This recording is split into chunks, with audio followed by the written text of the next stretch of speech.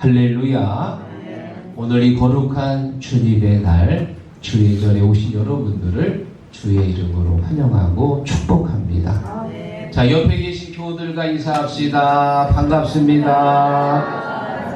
잘 될 겁니다. 여러분, 이번 주 평신도 새벽 기도 주간 잘 될 겁니다. 또 다음 주 평신도 주일 잘 될 겁니다.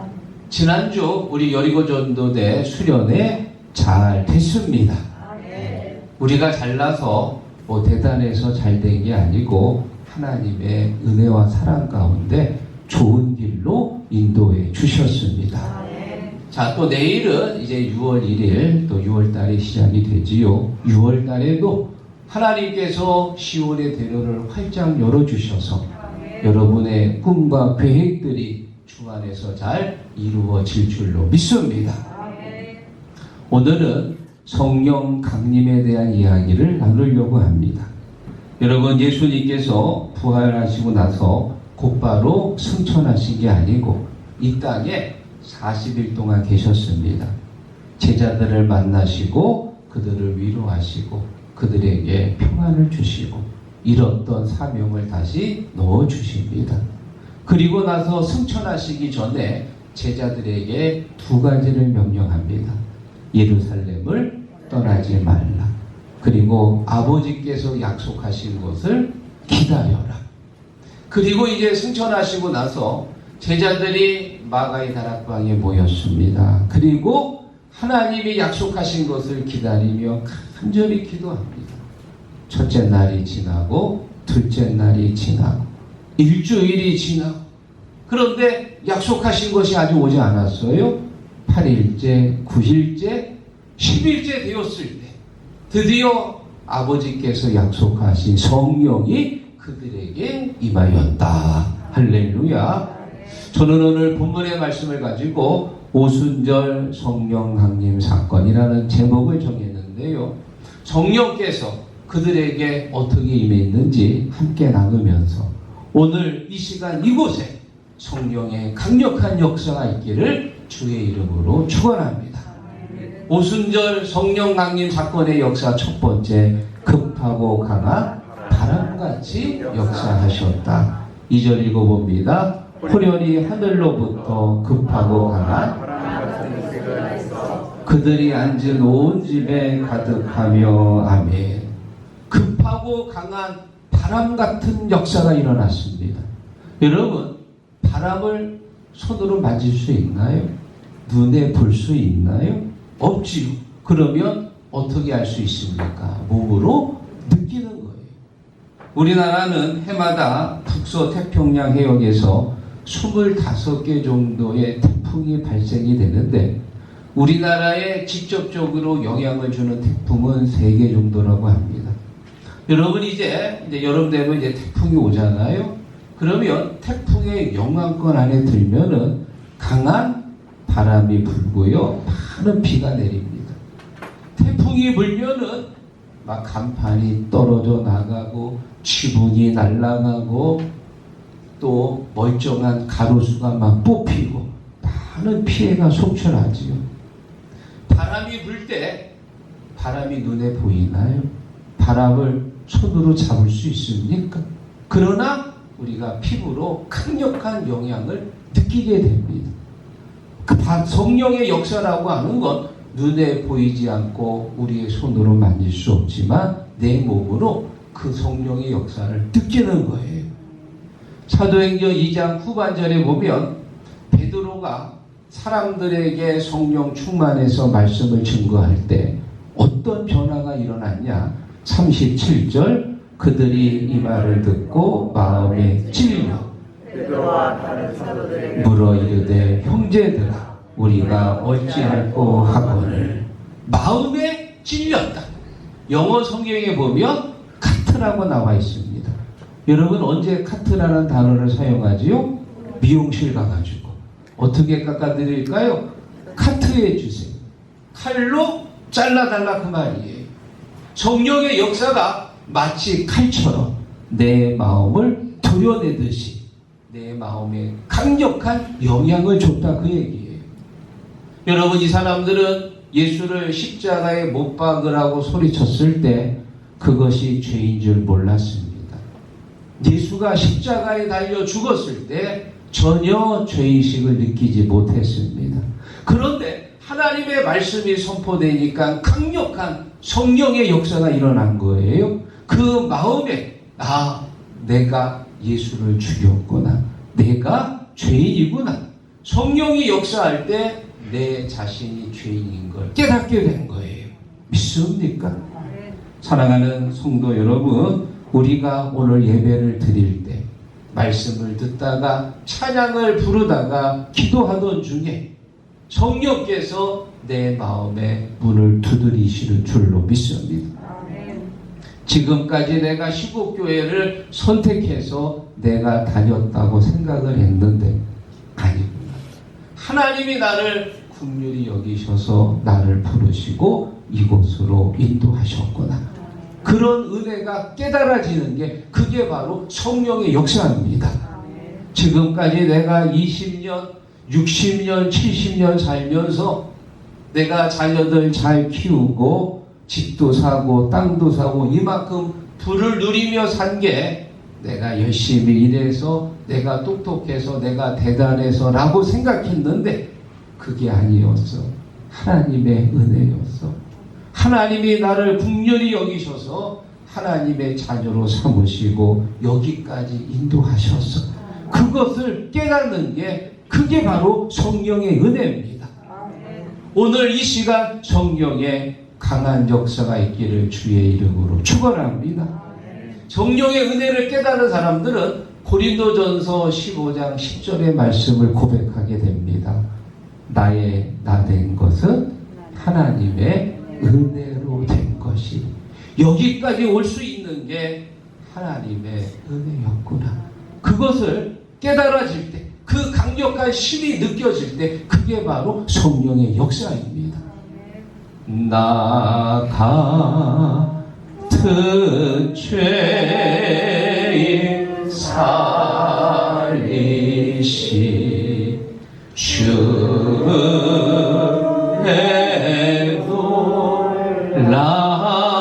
놀라워 이뤘던 생명 찾았고 광명을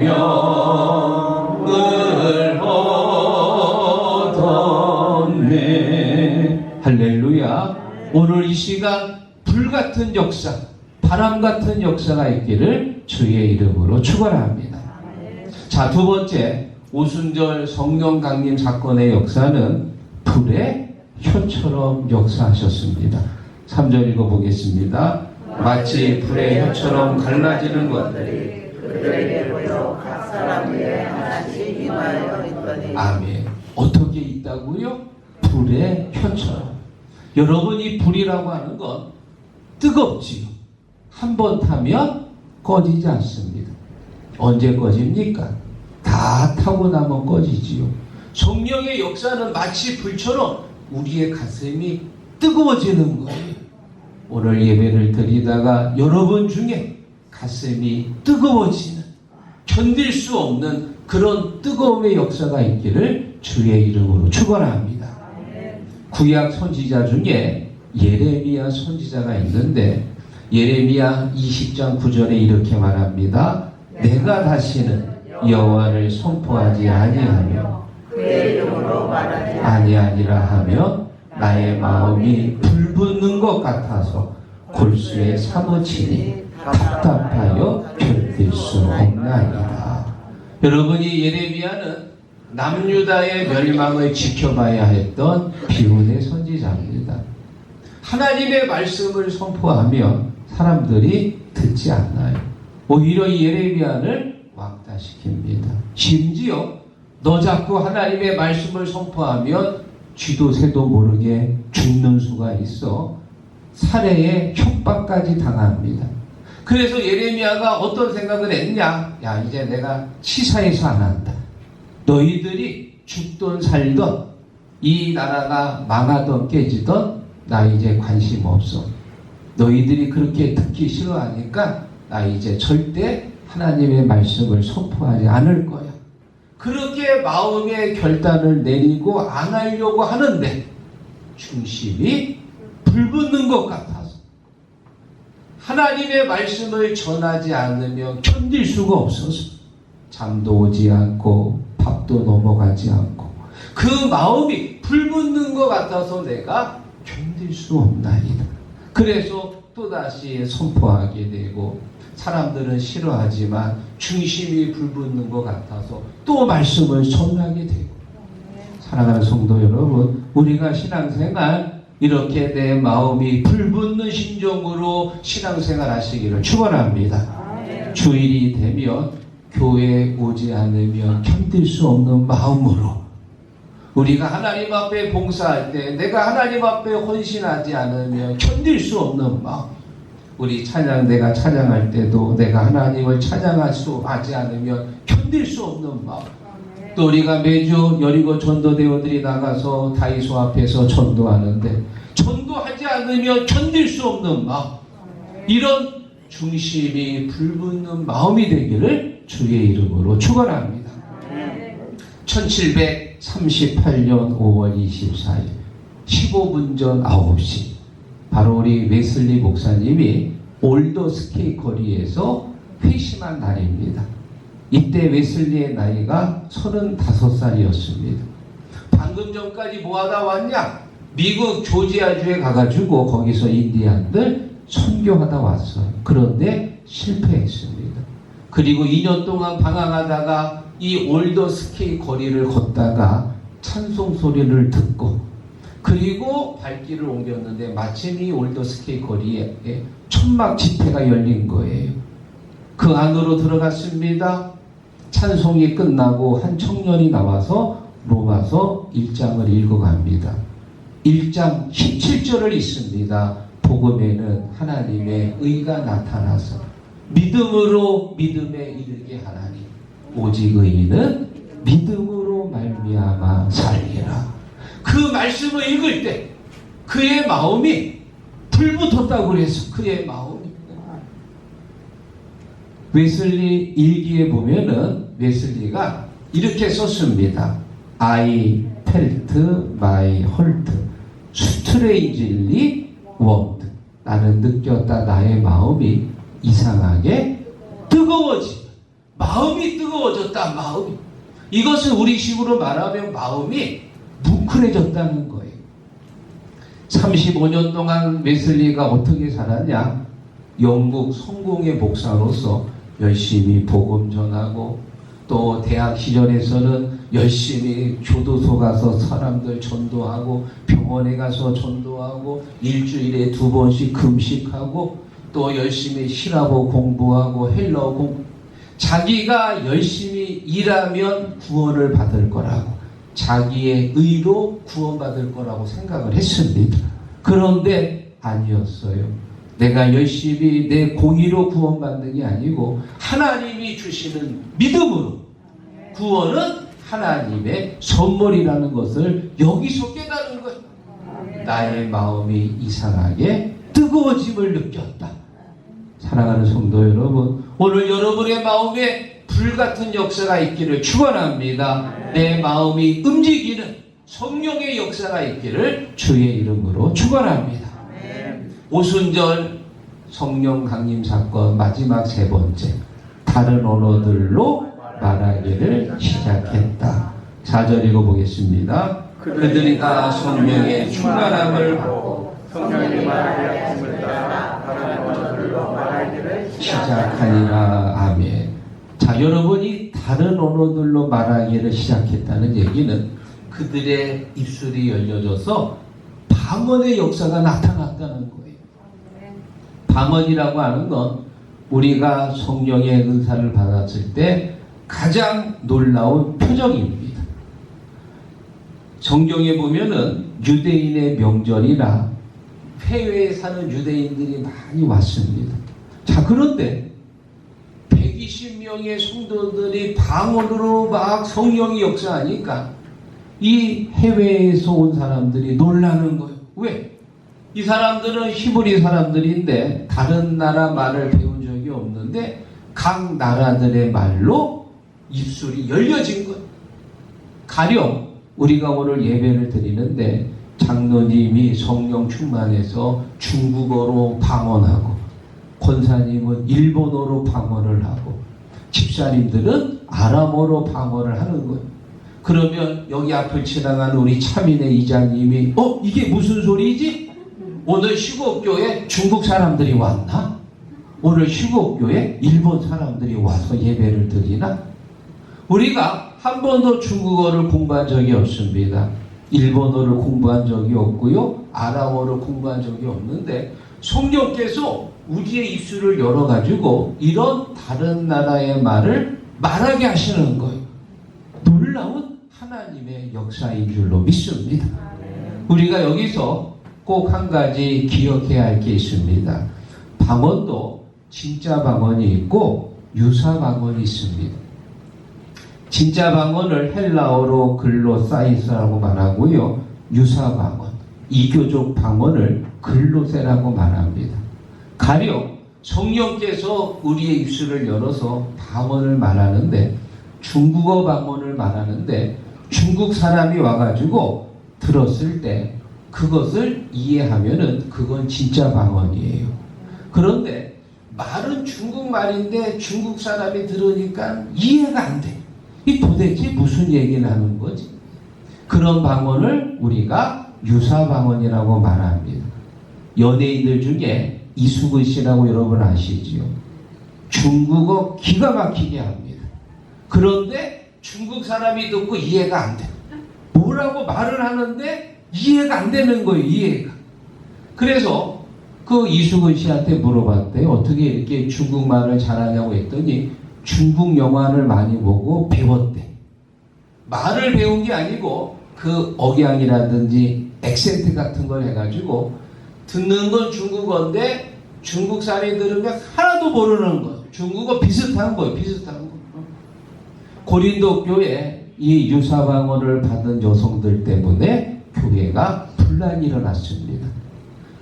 방언의 은사 받았다고 막 그냥 예배 중에 뭐 식사 기도할 때도 아무 때나 막 방언으로 하다 보니까 교회가 질서가 없어진 거예요. 막 혼란스러워졌습니다. 여러분, 진짜 방언의 은사를 받은 사람들은 내가 방언으로 기도할 때 다른 사람들에게 피해가 될까봐 절제합니다. 그런데 유사 방언 받은 사람은 이게 웬 떡이냐 하고 막 아무 데서나 방언하다 보면 질서가 흐트러지는 거예요. 유사 방언이냐 진짜 방언이냐 중요하지 않습니다. 하나님께서 우리 교회를 유익하게 하려고 주신 선물이에요. 유사 방언을 받았던 진짜 방언을 받았던 하나님의 영광을 위해 사용하시면 하나님이 기뻐하시는 줄로 믿습니다. 사랑하는 시곡 성도 여러분, 지난 주일부터 5월 24일부터 11월 22일까지 대림절 바로 전주까지가 성령 강림절기입니다. 무려 6개월이나 돼요. 절기 중에서 가장 긴 절기입니다. 오늘 저는 여러분에게 성령 강림의 사건을 3가지로 말씀을 드렸습니다. 첫 번째, 급하고 강한 바람같이 역사하셨고, 두 번째, 불의 혀같이 역사하셨고, 세 번째, 다른 언어로서 역사하셨습니다. 자, 그런데 여러분, 이것보다 더 중요한 역사가 있어요. 그게 뭐냐? 베드로가 성령 충만하고 나서 그의 삶이 달라졌다는 거예요. 어떻게 달라졌습니까? 예수님 잡혀갈 때 멀찍이 떨어져 가지고 조심스럽게 따라가던 비겁한 베드로였습니다. 어린 소녀가 당신 예수의 제자죠 하고 물었을 때 아니라고 3번이나 부인했던 겁장이었습니다. 예수님 십자가에 달렸을 때 그 현장에 오지도 못하고 멀리 도망갔던 사람이었습니다. 그런 베드로가 마가의 다락방에서 성령 충만하고 나니까 완전히 바뀐 거예요. 담대하게 복음을 전합니다. 베드로뿐만이 아니고 예수님의 제자들도 다 변했어. 어떻게 변했습니까? 복음 들고 나가가지고요, 복음 전하다가 잡혀서 매를 맞는 것을 두려워하지 않았습니다. 오히려 복음 전하고 매 맞는 것을 오히려 감사하게 여겼어. 왜? 하늘에 산이 크기 때문에. 사랑하는 시국 성도 여러분, 성령의 역사가 일어나면 어떤 일들이 벌어지느냐? 주일날 그저 빠졌다가 들였다가 들쑥날쑥했던 믿음이 온전히 하나님 앞에 주의를 지키는 믿음으로 변하는 거예요. 11조를 드리지 못했던 집사님들이 마음의 결단을 내리고 온전히 11조를 드릴 수 있는 믿음이 생깁니다. 새벽을 깨우지 못했던 권사님들이 성령 충만하면은 내가 새벽을 깨워서 기도해야지. 새벽에 용사가 되는 거예요. 전도를 하지 못했던 분들이 내가 하나님의 말씀을 전도하는 전도의 사람으로 변화가 되는 거예요. 사랑하는 여러분, 오늘 이 성령 충만의 사건이 내게 역사하기를 바랍니다. 내 생각이 변하고 내 행동이 변하고 내 삶이 변하는 성령의 역사가 있기를 주의 이름으로 축원합니다.